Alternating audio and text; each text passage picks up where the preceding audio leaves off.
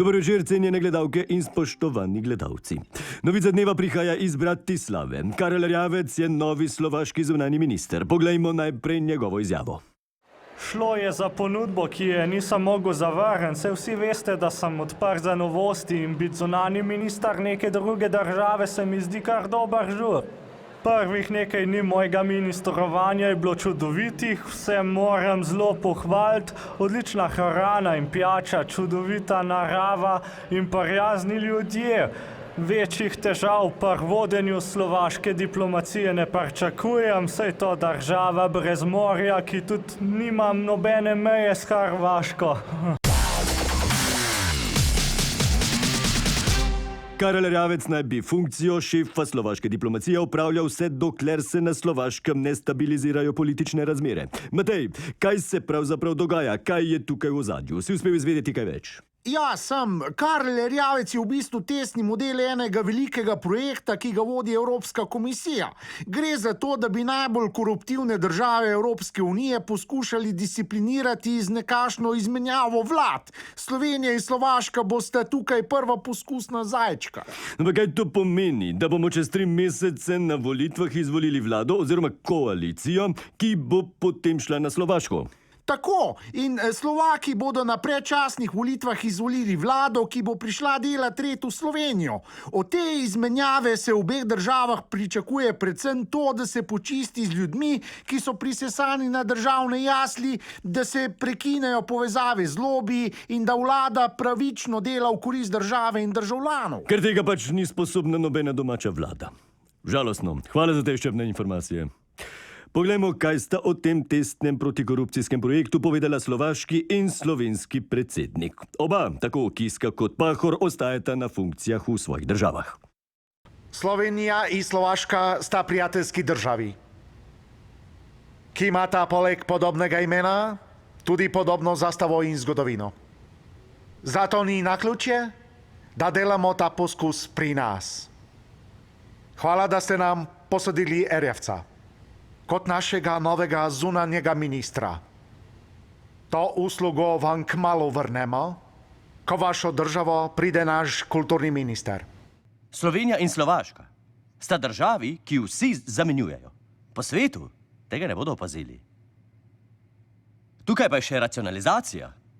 Zmanjševanje proračuna, potnih stroškov bo zaenkrat pomanj.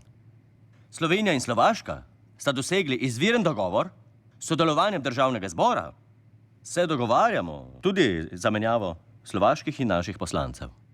Naj povem, da Karel Erjavec tudi v času testiranja še naprej ostaja slovenski zunanji minister. Na vlado smo naslovili vprašanje, kako bo ta dvojna funkcija vplivala na delo naše diplomacije, pa so nam odgovorili, da bo vse skupaj bistveno ceneje. V stranki SDS imajo novo črno ovco. To je Branko Grims, dolgoletni član, poslanec in vidna maskota stranke. Potem, ko je na enem od predvolilnih srečanj izrekel nekaj ostrih besed na račun vodstva stranke, se je znašel v nemilosti pri predsedniku Janši. Poglejmo.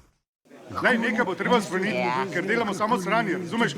Nekoga moramo zamenjati, če ne bomo spet skupaj. Mislim, da bi naredil stranko brez njega. Ti pazi, ti pokaži, kako to bilo, bazi, ne? Tako bi stal, prišli komunazli, roke gor, vsi so vze. Evo, kaj pro tebi govoril? Ja. Fuck. Drage kolegice in kolegi, kako se lahko zgodi, da v letu, v katerem so volitve, delamo takšne napake? Kako lahko 3 dni preorganiziramo simpozij v finančni etiki, potem pa najamemo kredit v Bosni? To ni etično, ne v skladu s pravom. Res sem mogel to povedati, oprostite. S tistimi, ki na ta način rušijo ugled stranke, nimamo možnosti zmagati volitve v Sloveniji. Kdor želi, me lahko da tudi na črno listo.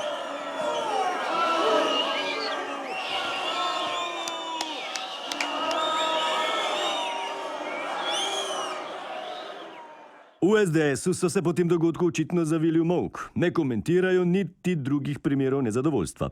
Kakšna bo politična usoda poslanca Grimsa, zdaj v Celje sprašujem kolegico Latojo. Čau, Slavko! Kot vse kaže, je Branko Grims zgodovina. Tukaj v Celju so namreč danes že iskali njegovega naslednika. Na audicijo za novega Grimsa se je prijavilo kakšnih 20 kandidatov. Posebna žirija, ki jo vodi Janez Janša, v njej pa so tudi vsi lideri populistične desnice, je na koncu izbrala 2 finalista. Tukaj na monitorju vidim, da se je finalna prireditev, ki jo povezuje Vinko Gorenak, že začela, zato predlagam, da se kar vključimo v prenos, tebi pa hvala za te izčrpne informacije. Slavko, naj povem samo še to, da bodo audicije za novega Grimsa v naslednjih tednih potekale še v drugih krajih po Sloveniji, superfinale pa bo konec aprila v Kranju, tam, kjer bo novi Grims na listi stranke SDS tudi kandidiral na volitvah v državni zbor. Toliko za zdaj. Čau! No, dobro, režija, gremo v Celjski narodni dom, da ne zamudimo prvega nastopa. In mladi fantje, ki prihajajo čez mejo, prinašajo običaje, ki preprosto niso združljivi z našo krščansko kulturo. In povem vam, da če bodo prišli muslimani s palicami, bomo prišli mi s puškami in pravi Slovenci bomo šli novim zmagam naproti. Hvala.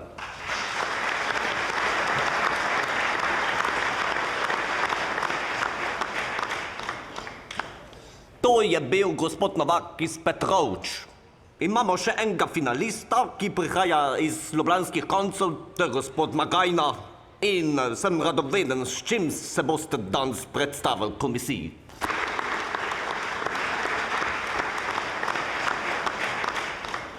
Prijatelji, a vemo, da je med predsedniki drugih strank veliko komunistov, da je premier komunist?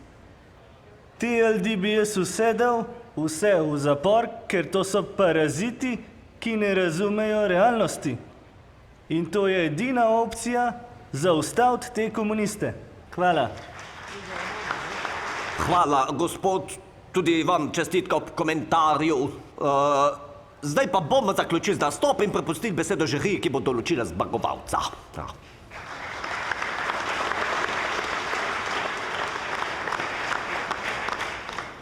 Lejte, tu je zdaj zelo težko tote primerjati, oba sta dobra od zunaj. Zato bomo preverili njihov odnos do plačil in izplačil, da bodo res izbrani ta prave.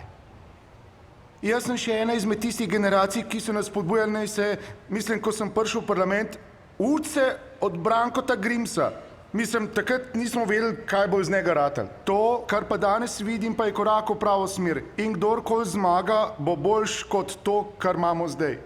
Srečno. Ja, hvala lepa, hvala tudi obema finalistoma za odlične izvedbe tekom celega današnjega tekmovanja. V komisiji mislimo isto. Zmaga gre v Petrovče. Zato se, gospod Novak, dobro pripravite za super finale, ker tam bo treba dati celih 100%. Veliko prehuzo stopom v politiko dviguje Bojan Požar. Novinar posebne sorte, za ene heroj žurnalizma, za druge navadna rumena smet. Čeprav mu javnomnenjske raziskave zaenkrat ne napovedujejo nič dobrega, verjame, da bo najprej razsul RTV, potem pa še vse ostalo. V pogovoru z Đanijem Rijavcem je med drugim povedal tole. Pregovor pravi, da laž ima kratke noge in me zanima, kako je teči maraton s kratkimi nogami. Je težko? No, seveda, ja. V primerjavi z drugimi tako izgubiš 5 do 10% na korak glede na povprečno izhodišče. To je lahko pa tudi prednost, ne? Saj bliže kot si tlem, bolj vidiš, kaj se dogaja pod mizo. In če tečeš od zadaj, noben ne gleda, kaj delaš, ne? A veš? No, ampak med novinarji veljate za nekakšnega ležnjivega kljukca, ne? Ste zato videli tle v politiki priložnost? To je zdaj tako vprašanje, ne, malo komplikovano, če razložim, komplicirano, ne, zapleteno. Ja. Ampak deva provat, ne, sem tako na hitro, recimo. Jaz verjamem, da to, kaj napišem, so resnice, recimo, in če mi rečete lažnivec, mi morate to dokazati. Se vidimo na sodišču. Bojan, kako se boste zdaj borili proti lobijem, ko pa živite na njihov račun? Zdaj to ni res, mene nobeden ne plačuje ali pa kaj. Tako da veš, jaz izbiram teme popolnoma samostojno. Sem eden redkih, ko gre za slovenske medije. Ne? Mi bomo vse objavili, kaj bom hotel. Jaz bom napisal, kaj bom hotel in tako dalje. Ko pa začnejo jebati tebe in tvoje novinarje, pa postane vse malo težje. Popijeva malo kave, pa bo nadaljujeva. Marcel, ali je lahko požar presenečenje teh volitev? Ok, ne tako nam rekel, ne. On lahko preseneti marsikoga, ne more pa preseneti samega sebe. Ne. Prvi zato, ker njegova izjemna samozavest ni nalezljiva, ampak odbijajoča. Drugič, ne, kako naj nekredibilen novinar prepriča volivce, da bo kredibilen politik. Ne. No, pa kje je sploh njegova pozicija? Je lev, desen, sredinski? Lej, če spremljaš njegovo pisanje, se lepo vidi, da je desno-levne. Zadnja leta operira na relaciji Janša-Pahor. Ona dva mu držita štango, on pa se suva vse, ki jim niso všečne. Vprašanje je, kako bo, če slučajno pride v parlament. Ne. Lahko, da bo še naprej delal za njih, lahko pa, da se bo začel obnašati kot politik. Ne. No, pa ga vidiš v parlamentu. Zelo težko, ne, če ne bo šel v kakšno resno koalicijo. Ne. Marcel, hvala za ta pojasnila.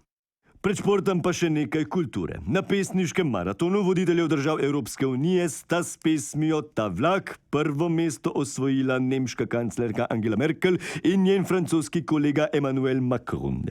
Prisluhnimo njenemu nastopu. Angela in Manuel, vlak v prihodnost. Čuha in piha, že težko so piha. Težko je obložen, nekdo bo moral ven, da vse se spet pogliha. Dokar to že ima, ta naj se ne boji. Kdor pa je kupil ni, ta dobro ve, da se dobitja več ne da. Dor ni za nami stal, ta se ne bo peljal. Za pridne in poslušne se našlo nekaj bo prostora, saj nekdo delat mora. Dor pa se upira, naj samo rice kušne. Ta vlak naprej vlečemo mi, ona lokomotiva in jaz kondukter. Kdor vleče nas nazaj, povem mu, to ni fair, in hitro odleti. A ne skrbite, vse bo dobro, nič se ne bojte, ne rinite naprej, le tiho na postaji stojite. Pozdravljen, Zmago.